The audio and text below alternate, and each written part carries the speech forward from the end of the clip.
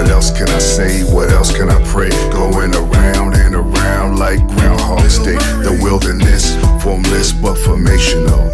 Say something, touch something sensational. I need to feel your presence, foundational.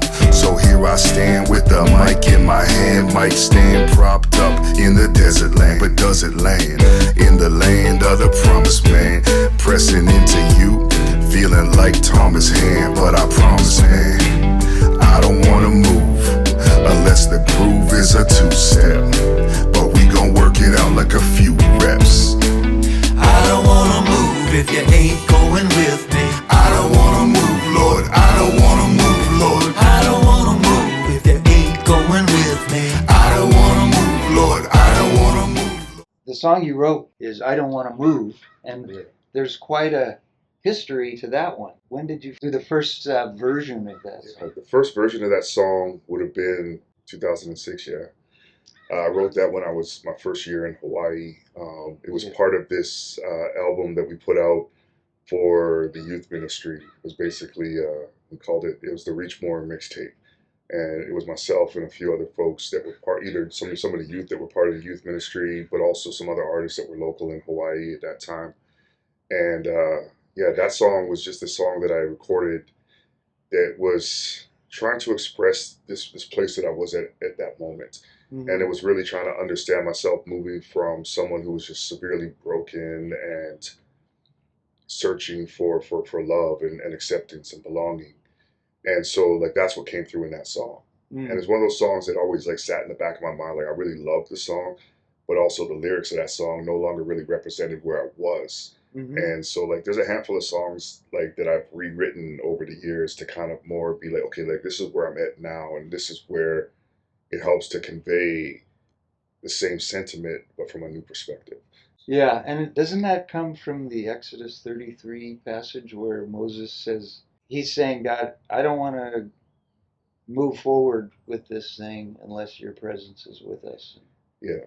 Yeah, and that is clearly stated, you know, in the lyric of the song. I'm going to stand right here with you next to me. I'm going to be right here and let you move. It's the whole idea of wanting God to be taking the initiative, right? And because you and me we're both creative people, and I know that in my case, I have a lot of bad ideas mixed in with the good ideas, and so that's why it's so important to have this as a mantra of I don't want to move with my own human wisdom unless you're moving through me. Yeah, definitely. It was like I'm a very type A person. Like even though I'm introverted, I'm very type A. So it's very much like I don't like to sit still. I always have ideas. I always want to do something. I'm always wanting to push forward and move. Yeah.